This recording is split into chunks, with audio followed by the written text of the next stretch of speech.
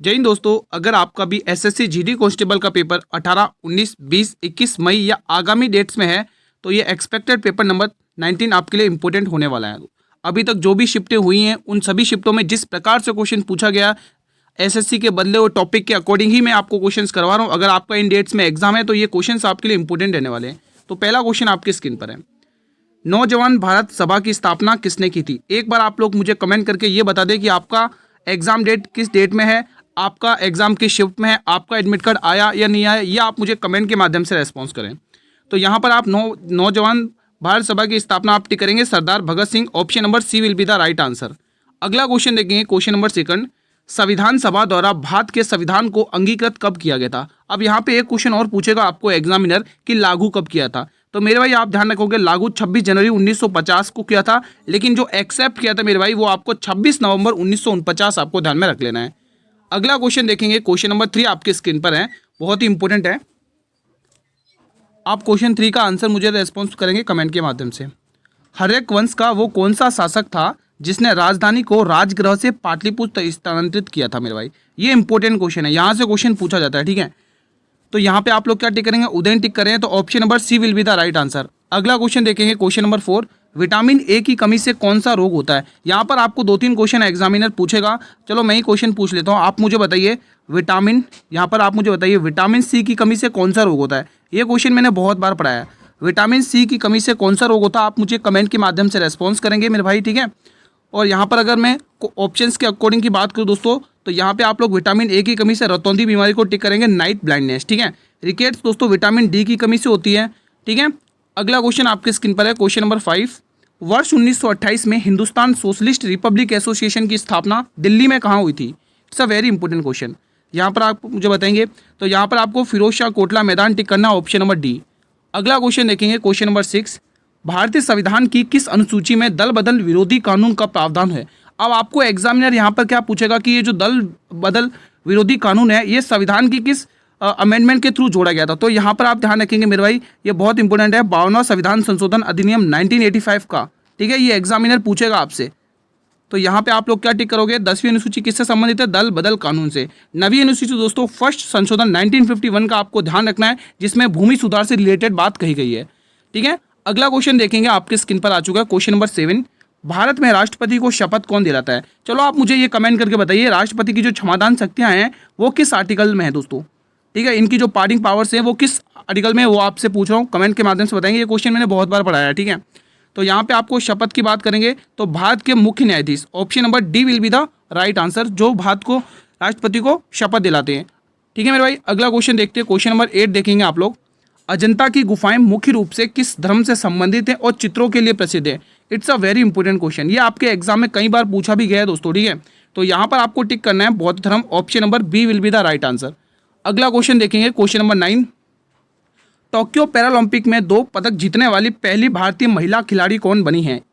देखो अवार्ड से related question पूछे जा रहे हैं, ठीक है। आपके दोस्तों अभी जो शिफ्ट हुई है उसमें यह तय हो चुका है कि एसएससी जीडी किन टॉपिक से क्वेश्चन पूछ रहा है, लेकिन आपको घुमा के क्वेश्चन पूछ रहा है। फिलहाल यहाँ पे आपको बी वाला ऑप्शन टिक करना है, अवनी लेखरा। अगला क्वेश्चन, क्वेश्चन नंबर 10 बताएंगे, मृच्छकटिकम नामक प्रसिद्ध संस्कृत नाटक की रचना किसने की थी?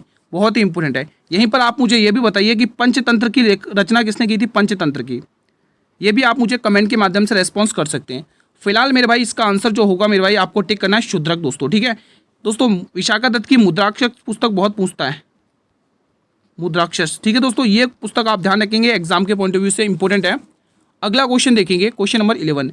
उससे पहले अगर आप इसी प्रकार से कंटिन्यू क्लासेस चाहते हैं पीडीएफ के साथ तो एक बार चैनल को जरूर सब्सक्राइब करें, ठीक है। क्वेश्चन नंबर 11 आपकी स्क्रीन पर है, निम्नलिखित में से किस चोल शासक ने गंगईकोंड चोलपुरम की उपाधि धारण की और वहां एक नई राजधानी बनाई है? ये भी इंपॉर्टेंट क्वेश्चन है मेरे भाई। देखो एसएससी के बदले पैटर्न के अकॉर्डिंग ही मैं आपको तैयारी करवा रहा हूँ, ठीक है। तो जिन भी स्टूडेंट का आगामी डेट्स में पेपर है उनको इस क्लास से बेनिफिट जरूर होगा। तो यहाँ पे राजाराम चोल प्रथम आपको टिक कर लेना है।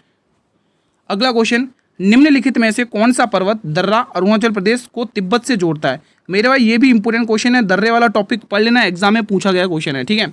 फिलहाल यहाँ पे आपको बोमडीला दर्रा टिक कर लेना, option number B will be the right answer. अगला क्वेश्चन देखेंगे, किस संवैधानिक संशोधन के तहत शिक्षा के अधिकार को मौलिक अधिकार बना दिया गया? देखो मौलिक अधिकार बनाया वो भी कौन से आर्टिकल में? 21 का ए, यहीं पर याद कर लेना, it's a very important question. तो आपको 86वां संविधान संशोधन अधिनियम 2002 आपको ध्यान में रखना है। बाकी आपको 44वां संविधान संशोधन 1978 का आपको पता ही है, संपत्ति के अधिकार को इसको हटा के एक लीगल राइट्स में बनाया था, जिसमें हमने आर्टिकल 300 ए पढ़ा था। ठीक है, फिलहाल अगला क्वेश्चन देखेंगे, क्वेश्चन नंबर 14 बताएंगे, निम्नलिखित में से कौन बौद्ध ग्रंथ भिक्षुओं और भिक्षुणियों के लिए बनाए गए नियमों का संग्रह है? बहुत ही इंपॉर्टेंट क्वेश्चन है ये, सीधा आपको एग्जाम में पूछेगा त्रिपिटक का संबंध किससे है। तो त्रिपिटक में आपको क्या क्या ध्यान रखना है? सुत्त पिटक, विनय पिटक और अधिधम पिटक मेरे भाई ध्यान रखना है, एग्जाम में पूछा जाता है। ठीक है, इसका संबंध किस धर्म से? ठीक है, जातक कथाओं का संबंध भी बौद्ध धर्म से टिक करना है। फिलहाल आपको इस क्वेश्चन के अकॉर्डिंग आपको बी वाला ऑप्शन टिक करना है, विनय पिटक। अगला क्वेश्चन देखेंगे, क्वेश्चन नंबर 15, संसद के दोनों सदनों की संयुक्त बैठक की अध्यक्षता कौन करता है यदि लोकसभा अध्यक्ष और उपाध्यक्ष दोनों अनुपस्थित हो? तो इस केस में जो संसद की दोनों संयुक्त बैठक होगी, जो जिसका जिक्र दोस्तों आर्टिकल 108 में कहा गया है, लेकिन इसकी अध्यक्षता कौन करेगा? तो यहाँ पे राज्यसभा का उपाध्यक्ष टिक करेगा। ठीक है, करेगा इसकी अध्यक्षता। क्वेश्चन ऑप्शन नंबर बी आपको टिक कर लेना है। अगला क्वेश्चन देखेंगे, क्वेश्चन नंबर 16, मोहिनी अट्टम नृत्य का शाब्दिक अर्थ क्या है? मेरे भाई मैंने आपको बताया था कि भारत में केरल एकमात्र एक ऐसा स्टेट है जिसके दो क्लासिकल डांस है। एक तो मैंने आपको बताया था मोहिनी अट्टम और दूसरा आपको मैंने बताया था कथकली मेरे भाई। ठीक है, तो आपको यहाँ पर पूछा है मोहिनी अट्टम का शाब्दिक नृत्य अर्थ क्या है? तो मेरे भाई जादूगर का नृत्य इसे कहा जाता है, ऑप्शन नंबर बी। अगला क्वेश्चन देखेंगे, क्वेश्चन नंबर 17, सांगकेन किस समुदाय का एक प्रमुख त्योहार है जो जल उत्सव के रूप में मनाया जाता है? It's a very important question, बताइए दोस्तों ये कौन सा त्यौहार है? तो यहाँ पे आपको बौद्ध धर्म आपको टिक करना है, बौद्ध समुदाय का। ठीक है मेरे भाई, option number B will be the right answer. चलिए मुझे बताइए कि बौद्ध धर्म में गौतम बुद्ध के जो उनको मोक्ष की प्राप्ति हुई थी उसको बौद्ध धर्म में क्या कहा गया था? उस घटना को बौद्ध धर्म में क्या कहा गया था? क्वेश्चन नंबर 18 बताएंगे, सत्यशोधक समाज की स्थापना जो 1873 में की गई थी वो किसने की थी? ये आपसे पूछा है मेरे भाई। आपको डेट भी पता चल चुकी है कि 1873 में इसकी स्थापना हुई थी, और इसकी स्थापना की किसने थी मेरे भाई? तो आप टिक करेंगे डॉक्टर ज्योतिराव गोविंद फुले। ठीक है, यहाँ पे डी वाला ऑप्शन आपको टिक कर लेना मेरे भाई। ठीक है, बढ़े अगले प्रश्न की तरफ। अगला क्वेश्चन, उससे पहले मैं आपको एक क्वेश्चन जरूर पूछना चाहूंगा, इजी क्वेश्चन है, आप मुझे कमेंट के माध्यम से रेस्पॉन्स करेंगे कि आर्य समाज की स्थापना किसने की थी? आर्य समाज की स्थापना किसने की थी और कहाँ की थी? ये मैंने बहुत बार पढ़ा है, तो प्लीज़ मुझे आप इसका आंसर कमेंट के माध्यम से रेस्पॉन्स करें। क्वेश्चन नंबर 19 बताएंगे, भारतीय राष्ट्रीय कांग्रेस के हरिपुरा अधिवेशन की अध्यक्षता किसने की थी? अब मेरे भाई ध्यान रखना, ये जो हरिपुरा अधिवेशन हुआ था 1938 में हुआ था मेरे भाई। ठीक है, तो अब आपको यहाँ पे बताना है। ठीक है, तो यहाँ पे सुभाष चंद्र बोस टिक कर लेना, option number B will be the right answer. अगला क्वेश्चन, 2011 की जनगणना में ग्रामीण जनसंख्या का कितना प्रतिशत था? दोस्तों जनगणना का वो टॉपिक ये है जो हर शिफ्ट में एक क्वेश्चन तो फिक्स है पूछा जा रहा है, और एक लोक नृत्य है ना, वो भी एक क्वेश्चन हर शिफ्ट में पूछा जा रहा है। तो कुछ इंपॉर्टेंट टॉपिक्स वही मैं करवा रहा हूँ जो एग्जाम में फिक्स हो चुके हैं, यहाँ से क्वेश्चन आ रहे लेकिन घुमा के आ रहे मेरे भाई। ठीक है, तो वही पैटर्न मैं आपको पढ़ा रहा हूँ, तो सी ऑप्शन आपको यहाँ पे टिक कर लेना है। अगला क्वेश्चन देखेंगे, क्वेश्चन नंबर 21, भारत का आर्थिक सर्वेक्षण किसके मार्गदर्शन में तैयार किया जाता है? ये शानदार क्वेश्चन है मेरे भाई, बताइए। तो यहाँ पे आपको टिक कर लेना मेरे भाई, बताइए वित्त आयोग की वित्त मंत्री, तो यहाँ पे आपको दोस्तों वित्त मंत्री टिक कर लेना है। अगला क्वेश्चन देखेंगे, क्वेश्चन नंबर 22 बताइएगा, हेरोल्ड डोमर मॉडल का पालन किस पंचवर्षीय योजना में किया गया था? मेरे भाई जो 5 ईयर वाला प्लान्स टॉपिक है ना वो बहुत इंपॉर्टेंट है, वहाँ से भी क्वेश्चन आ रहा है। तो आपको पूछा हेरोल्ड डोमर मॉडल, तो मेरे भाई ये पहली पंचवर्षीय योजना में फॉलो किया था। तो जो पहली पंचवर्षीय योजना चली थी मेरे भाई 1951 से लेकर आपको 1956 तक टिक करना है। ठीक है, अब आपको एग्जामिनर पूछेगा, देखो मैं आपको बता देता हूँ, ये वही पंचवर्षीय योजना थी जिसमें जवाहरलाल नेहरू ने बांध को आधुनिक भारत का मंदिर कहा था। ये क्वेश्चन बहुत चर्चित है, एग्जाम में पूछा जाता है एसएससी के। क्वेश्चन नंबर 23, चंद्रभागा उत्सव किस राज्य में मनाया जाता है? ये आप मुझे कमेंट के माध्यम से बताएं। देखो पंजाब में चंद्रभागा नहीं मनाया जाएगा, ना ही केरल में, ना ही हरियाणा में, ये मनाया जाएगा राजस्थान में, वीरों की भूमि। Option number D will be the right answer. अगला क्वेश्चन, बोनालू नृत्य किस राज्य से संबंधित है? मेरे भाई ये जो बोनालू नृत्य है वो किस राज्य में किया जाता है, ये आपसे पूछा है। तो यहाँ पे आपको आंध्र प्रदेश टिक कर लेना, ऑप्शन नंबर डी। अगला क्वेश्चन देखेंगे, क्वेश्चन नंबर 25, गुलाम वंश का वास्तविक संस्थापक किसे माना जाता है? ध्यान से पढ़ना, वास्तविक संस्थापक का नाम पूछा है। संस्थापक तो आप सभी बता दोगे, गुरुजी कुतुबुद्दीन ऐबक इसका सही जवाब है, लेकिन आपसे रियल फाउंडर पूछा, वास्तविक संस्थापक तो ध्यान रखोगे शमसुद्दीन इल्तुतमिश, जो कि ऐबक का कौन था? दामाद था। ठीक है, तो सी ऑप्शन आपको टिक करना है। तुर्क के चैलगानी का गठन इसी ने किया था मेरे भाई। जीतल और टका की मुद्रा भी इसी ने चलाई थी मेरे भाई, ये एग्जाम में बहुत पूछा जाता है। और कुतुब मीनार का निर्माण पूर्ण भी इसी ने करवाया था। इसकी पुत्री कौन थी? रजिया सुल्तान, आप लोगों को पता ही होगा। अगला फैक्ट बीच में देखो, शमशुद्दीन इल्तुतमिश से रिलेटेड महत्वपूर्ण फैक्ट आपकी स्क्रीन पर है, इनमें से एक क्वेश्चन आपसे जरूर पूछेगा। एकता प्रणाली ये बहुत इंपॉर्टेंट है, पूछा जा चुका है। तुर्क चलगानी ये भी पूछा जा चुका है। जीतल और टका, तांबे का सिक्का, देखो जो चांदी का सिक्का था उसको टका कहते थे, और जो चांदी का टका और तांबे का सिक्का था उसे जीतल कहते थे। तो ये क्वेश्चन अब आपको पूछने वाला है एग्जामिनर। कुतुब मीनार की तीसरी और चौथी मंजिल का पूरा निर्माण इसी ने करवाया था। ठीक है, अगला क्वेश्चन देखेंगे 26 बताइएगा। बौद्ध धर्म के प्रचार के लिए अशोक ने किसे श्रीलंका भेजा था? अब मेरे भाई बौद्ध धर्म का प्रचार भी करना था, तो अशोक ने दोस्तों महेंद्र और संघमित्रा को श्रीलंका भेजा था। Option A will be the right answer.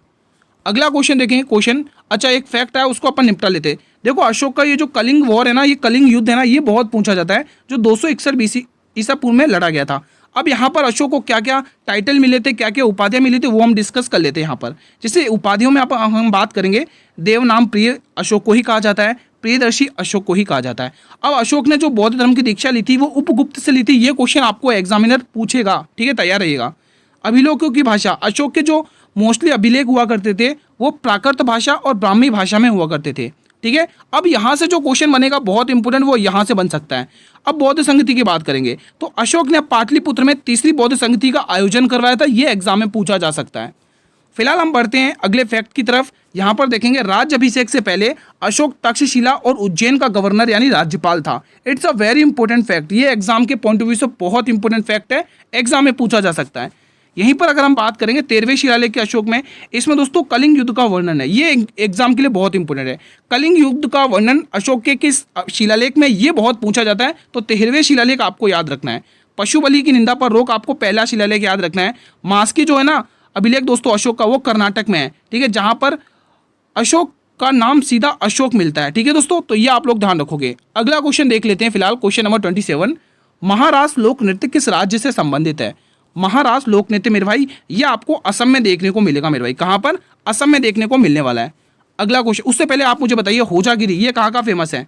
Hojagiri कहाँ का फेमस है? आप मुझे कमेंट के माध्यम से रेस्पॉन्स कर सकते हैं मेरे भाई। जो भी क्वेश्चंस मैं आपको कमेंट करने के लिए कहता हूँ, आप उनके आंसर जरूर कमेंट किया करेंगे, ताकि आपका और भी अच्छे से रिवीजन हो। नृपतुंग उपाधि किस राष्ट्रकूट शासक ने धारण की थी मेरे भाई?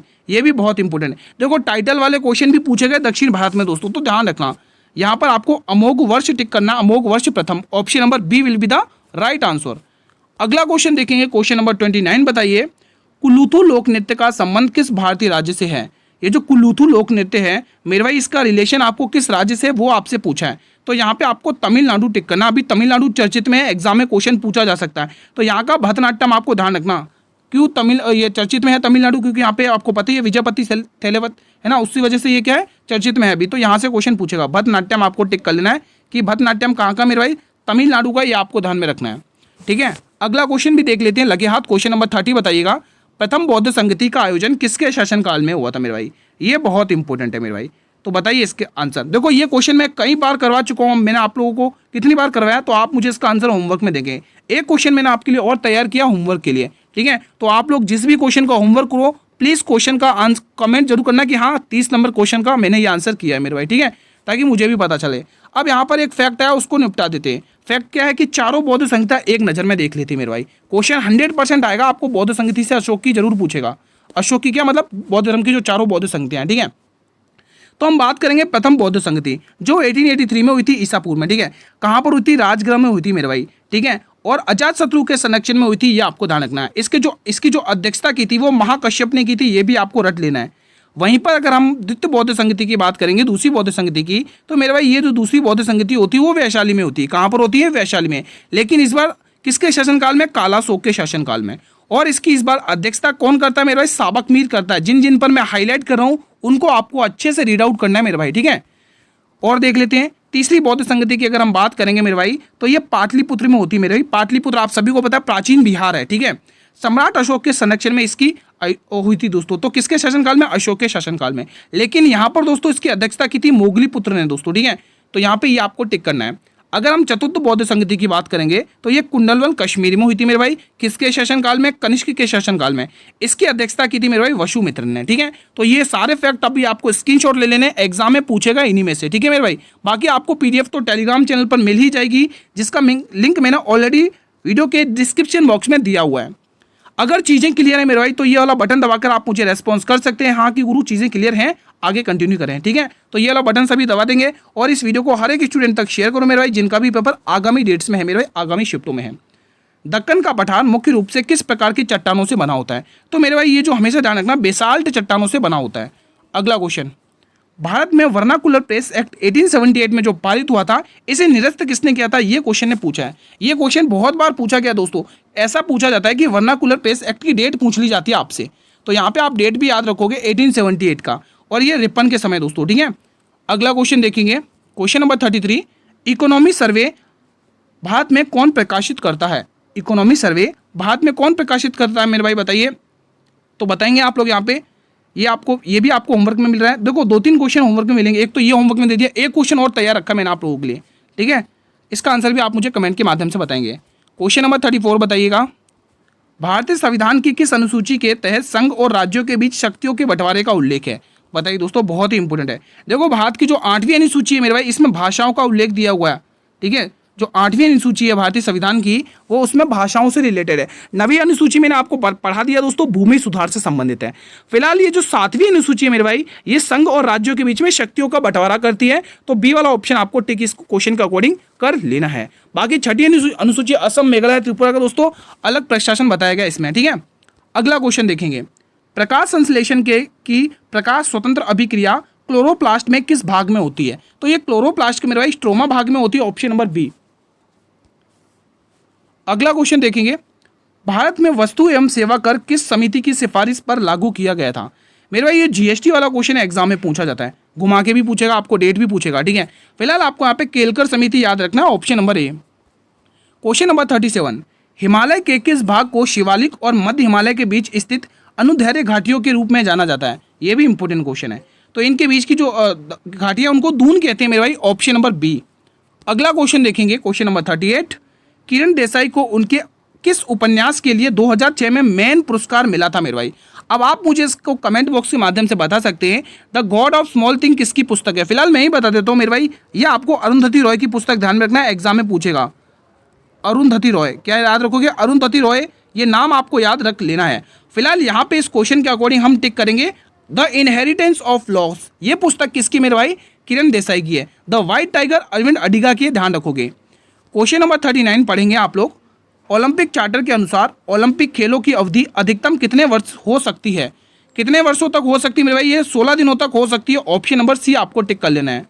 अगला क्वेश्चन देखेंगे, भारतीय संविधान के किस अनुच्छेद के तहत राज्यपाल को अध्यादेश जारी करने की शक्ति है? अब मैं आपसे क्वेश्चन कर रहा हूं, आप मुझे यह बताएं कि राज्यपाल को किस अनुच्छेद के तहत क्षमादान की शक्तियां प्राप्त है मेरे भाई? फिलहाल इस क्वेश्चन के अकॉर्डिंग हमारा जो आंसर होगा, राज्यपाल को अध्यादेश जारी करने की शक्ति, वो आर्टिकल 213 के तहत है मेरे भाई। अब आप मुझे इसकी राज्यपाल की क्षमादान शक्तियां बताइए कि किस अनुच्छेद में इसका वर्णन किया गया है। देखो जो क्वेश्चन मैं पूछ रहा हूँ वही क्वेश्चन पूछ रहा हूँ जो मैंने आपको बहुत बार रटवाया पढ़ाया है।